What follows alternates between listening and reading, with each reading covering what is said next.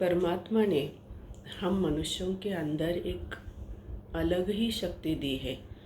बहुत दबने के बाद हमारी ऊर्जा एक जगह संग्रहित होती है और वो जो संग्रहित ऊर्जा है वो विरोध के रूप में संग्रहित होती है और उसका विस्फोट होता है। और उसका एक अच्छा उदाहरण रामायण में भी आता है और महाभारत में भी आता है।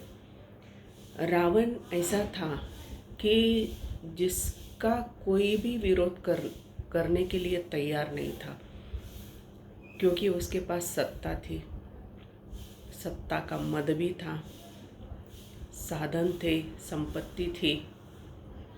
ऐसे रावण का विरोध करने के लिए कोई भी आगे नहीं आ रहा था, यद्यपि वो गलत कर रहा था। लेकिन उसका विरोध करने के लिए उसका भाई विभीषण आगे आया और विभीषण ने रावण को कहा कि भाई, आप जो कर रहे हैं ना कार्य, वो बहुत गलत है। वो कार्य आपकी कीर्ति बढ़ाने वाला कार्य नहीं है।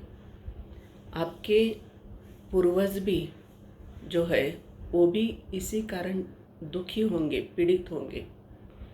यह कार्य करना आपके लिए शोभायमान नहीं है। आपको पता ही नहीं है कि आप क्या कर रहे हैं, अच्छा है या बुरा है, क्योंकि आपके चारों ओर सब चाटुकार लोग हैं जो हर समय आपकी प्रशंसा में लगे रहते हैं। इसलिए आपको ये बात समझ में नहीं आ रही है और मैं जो सच है उस सच को ही कह रहा हूँ। और सच कहने की भी बात नहीं, लेकिन मेरा आपके प्रति इतना प्यार है कि वो प्यार ही मुझे मजबूर कर रहा है कि मैं आपको बता ही दूँ कि आप जो कर रहे हैं वो सही नहीं है, वो कार्य गलत है। और ऐसा जब विभीषण ने रावण को कहा तो रावण ने भरी सभा में विभीषण को लात मारी और उसे राज्य से भी बाहर कर दिया।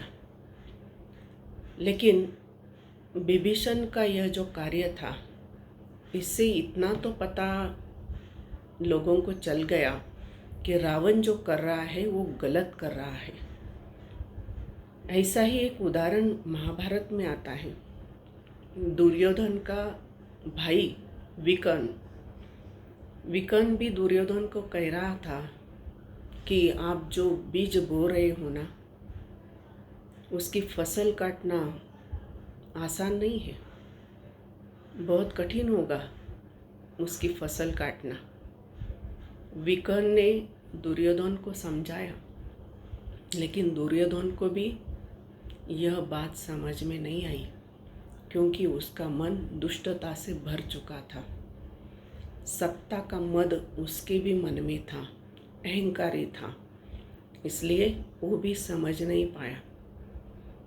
ये जो उदाहरण हमारे सामने आते हैं, ये यही दिखाते हैं कि जब मनुष्य के पास सत्ता हो, संपत्ति हो, साधन हो, तब उसे यह मानना चाहिए कि ये सब मेरे परमात्मा की कृपा है, असीम अनंत कृपा है। लेकिन जब मनुष्य परमात्मा और परमात्मा की कृपाओं को भूल जाता है और मैं ही मालिक हूँ ऐसा मानकर जब बैठ जाता है, तो उसका विनाश निश्चित है। इसलिए हमें भी यही एक बात समझनी है कि जब इस तरह की शक्तियाँ होती है कि जो अन्याय करती है, जो अत्याचार कर रही है, तो उनका विरोध हमें अवश्य करना चाहिए। नहीं तो जो बेचारे हैं, जो गरीब है, जो भोले भाले लोग हैं, वो दबते जाएंगे और जो अहंकारी है, सत्ता के लालची है, वे लोग आगे बढ़ते रहेंगे, तो समाज में विषमता आती रहेगी। इसलिए हमें विरोध करना है अन्याय का। अन्याय के साथ हमें लड़ाई करनी होगी, अभाव के साथ हमें लड़ाई करनी पड़ेगी, आलस्य के साथ हमें लड़ना होगा। तो ये जो सारी चीज़ें हैं, इतना ही नहीं, अज्ञान के साथ भी हमें लड़ना है, क्योंकि जब हम अज्ञान के साथ लड़ेंगे तभी तो हमें ज्ञान मिल पाएगा। जब अभाव के साथ लड़ेंगे तब हमें जो कुछ पाना है वो मिल पाएगा। अन्याय के साथ लड़ेंगे तभी तो हमें न्याय मिल पाएगा, और आलस्य के साथ लड़ेंगे तब तो हम पुरुषार्थी बनेंगे।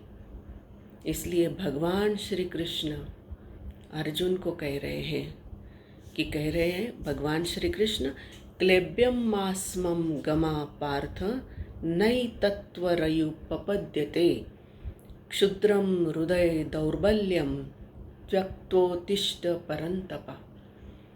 भगवान श्री कृष्ण अर्जुन को कह रहे हैं, जब अर्जुन निराश हो चुका है, युद्ध करने के लिए तैयार नहीं है, तब भगवान कृष्ण उससे जगा रहे हैं कि युद्ध करना क्यों जरूरी है।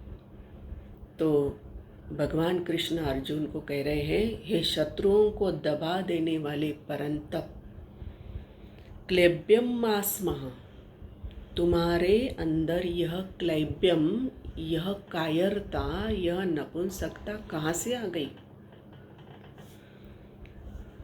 आप अपने स्वरूप को पहचानो। क्षुद्रम हृदय दौर्बल्यम, यह जो दुर्बलता है, क्षुद्रता है, तुम्हारे हृदय में कैसी आ गई? दुर्बलता नहीं आनी चाहिए तुम्हारे हृदय में, छोटापन नहीं आना चाहिए, और तुम्हारा हृदय कमजोरियों से भर चुका है। इसलिए हे परंतप, हे वीर अर्जुन, उठो और युद्ध करो। और वो जो युद्ध है वो भी अन्याय के विरुद्ध है। इसलिए भगवान श्री कृष्ण अर्जुन को जगा रहे हैं, और भगवान कृष्ण अर्जुन के माध्यम से हम मनुष्यों को भी जगा रहे हैं। ये बात हम भूल जाते हैं।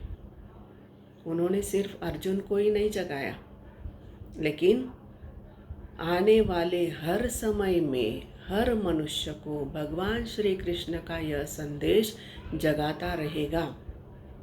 जब हम भगवद गीता खोलेंगे, उस पर चिंतन करेंगे, उसका मनन करेंगे कि अन्याय करने वाले जो लोग हैं इस समाज में, उनका उठकर विरोध करो, उन्हें ललकारो, और अपने अंदर की जो कायरता है उस कायरता को दूर फेंको, निर्भय बनो, निडर बनो, और समाज की भी रक्षा करो।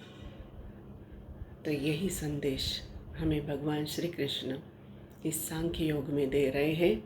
तो हमें भी तो कुछ सीखना होगा ना, और वैसे हमें अंदर से बदलना भी होगा, तभी हमारे जीवन में कुछ परिवर्तन हो पाएगा, नहीं तो परिवर्तन संभव नहीं है।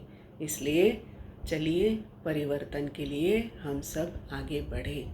सभी को हरि ओम।